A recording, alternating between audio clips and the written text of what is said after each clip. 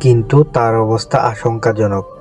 আন্দাজ করা যাচ্ছে পাইলট ছাড়া দ্বিতীয় ব্যক্তি ছিল প্যাসেঞ্জার। কিন্তু প্যাসেঞ্জারের ককপিটে কি করছিল এটাই প্রশ্ন।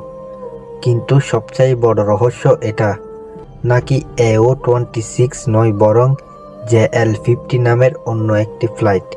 ওরা প্লেন ক্র্যাশ স্থানে পৌঁছালে বিমানের দুর্দশা দেখে ব্ল্যাক বক্স ছাড়া কোনো কিছুই প্রমাণ পাওয়া গেল না।